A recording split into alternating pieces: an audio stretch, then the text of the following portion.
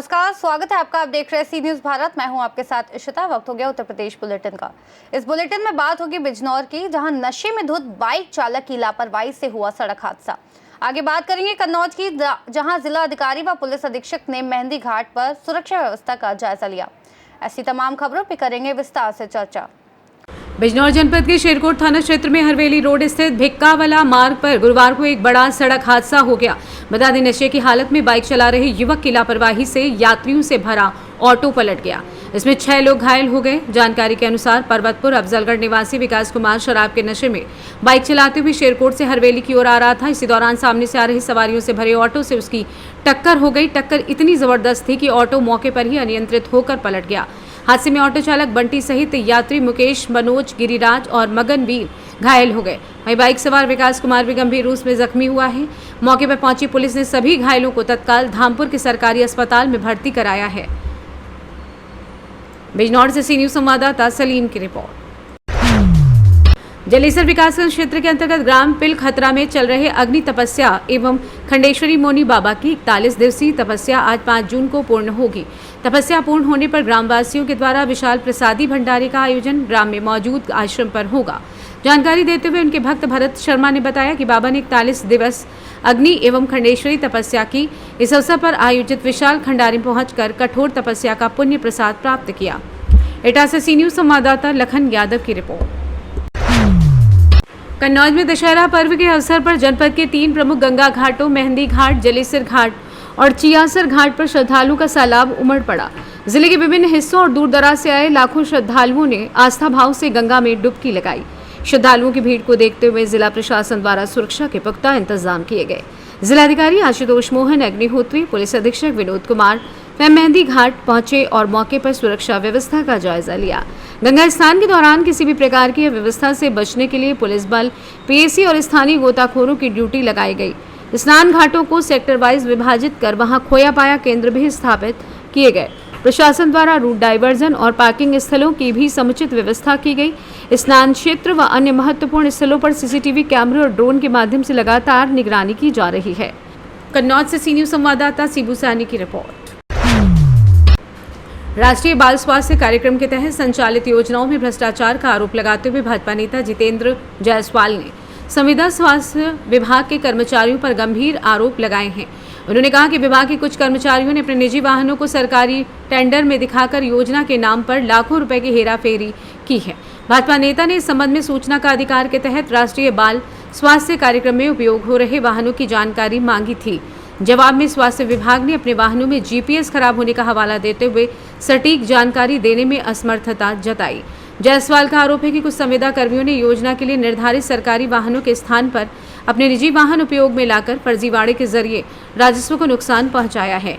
उन्होंने ये भी कहा है कि पूरी प्रक्रिया एक सुनियोजित षड्यंत्र के तहत की गई। भाजपा नेता ने इस मामले को लेकर एक पत्र मुख्यमंत्री योगी आदित्यनाथ को संबोधित करते हुए मुख्य चिकित्सा अधिकारी डॉक्टर श्रीकांत शुक्ला को सौंपा है। पत्र में उन्होंने रतनपुर सामुदायिक स्वास्थ्य केंद्र के जिम्मेदार अधिकारी कर्मचारियों की भूमिका की जांच की मांग की है। आज आप सभी प्रेस के साथियों को मैंने बुलाया है इसलिए कि 99वां रतनपुर सीएचसी, रतनपुर सामुदायिक स्वास्थ्य केंद्र पर जो राष्ट्रीय बाल स्वास्थ्य कार्यक्रम से जुड़े संविदा चिकित्सक हैं, उनको क्षेत्र में भ्रमण करने हेतु उनके कार्य संपादन के लिए स्वास्थ्य विभाग द्वारा टेंडर के माध्यम से एक फर्म द्वारा गाड़ियां, 4 पहिया गाड़ियां मुहैया कराती जाती हैं जो बोलेरो गाड़ी होती है। तो इस ब्लॉक पे टीम ए, टीम बी 2 टीमें हैं, जिसके लिए 2 गाड़ी और एक सुपरविजन करने के लिए अधीक्षक को गाड़ी दी जाती है। कुल मिला के 3 गाड़ी है। लेकिन हमारी जानकारी में आई थी कि यह गाड़ियां मौके पे चलती नहीं है और अपने प्राइवेट कार से लोग भ्रमण करते हैं और फर्म के मालिक से, ड्राइवर से मिलीभगत करके डॉक्टर अपना पैसा निकाल रहे हैं और राजस्व को चूना लगा रहे हैं। तो इसको लेकर हमने आरटीआई मांगी थी। तो स्वास्थ्य विभाग ने मुझे ये 35-40 पन्ने का आरटीआई का जवाब भेजा है, जिसमें ये स्पष्ट है कि वो कहते हैं कि साहब तीनों गाड़ियों का, वाहनों का, बोलेरो का जीपीएस खराब है। तो हमने इनसे मांगा था कि आप लॉगबुक की 4 महीने की रिपोर्ट दीजिए हमको, जीपीएस सिस्टम का रिपोर्ट और गाड़ियों का नंबर, उसका रजिस्ट्रेशन नंबर, सारी चीजें हमने मांगी थी इनसे। उन्होंने मुझे मुहैया किया। इसमें ये स्पष्ट है, ये कहते हैं कि जीपीएस सिस्टम तीनों गाड़ी खराब। महाराजगंज से सी न्यूज संवाददाता श्रवण की रिपोर्ट। रायबरेली में कमरे में सो रहे ग्राम प्रधान पर जानलेवा हमले के इरादे से फायरिंग की गई, हालांकि वो बाल बाल बच गए। कमरे की खिड़की का शीशा टूट गया। प्रधान रात में ही सूचना पुलिस को दे दी गई थी। मौके पर पहुंची पुलिस ने जांच पड़ताल की और रात में ही गदागंज पुलिस ने भी मौके पर पहुंचकर घटना की जानकारी ली। बुधवार सुबह ग्राम प्रधान दीपेंद्र सिंह के द्वारा मामले की तहरीर दी गई है, जिसमें उन्होंने अज्ञात व्यक्ति द्वारा फायरिंग किए जाने का आरोप लगाया है। थाना प्रभारी गदागंज बालिंदु गौतम ने बताया कि ग्राम प्रधान द्वारा फायरिंग की सूचना दी गई थी। जांच पड़ताल की गई है। मामला संदिग्ध प्रतीत हो रहा है। जी सर, आपका नाम? दीपू सिंह, ग्राम प्रधान बांसी प्रधान। क्या मामला है? मामला कल रात में करीब 11:30 बजे जी जी मैं लेटा था बाहर कमरे में जी और सो रहा था, तभी अचानक से फायरिंग की आवाज़ हुई। जी।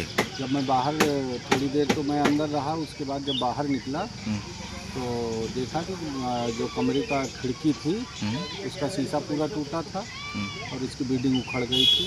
उसके बाद मैंने 112 डायल किया जी। 112 पहुँची और थोड़ी देर बाद इंस्पेक्टर साहब पहुँचे रात में। वहाँ से देखो कि वापस आ गए। सुबह के लिए बोला कि थाने पे आके एप्लीकेशन दे दो। अभी मैं गदागंज थाने पे आया हूँ, एप्लीकेशन दिया है। क्या आश्वासन दिए? एप्लीकेशन दिया, उसके बाद बताया गया कि जांच की जा रही है। रायबरेली से सी न्यूज संवाददाता आलम कादरी की रिपोर्ट। इस बुलेटिन में फिलहाल इतना ही। देश और दुनिया की तमाम बड़ी जानकारियों के लिए बने रहिए सी न्यूज भारत के साथ।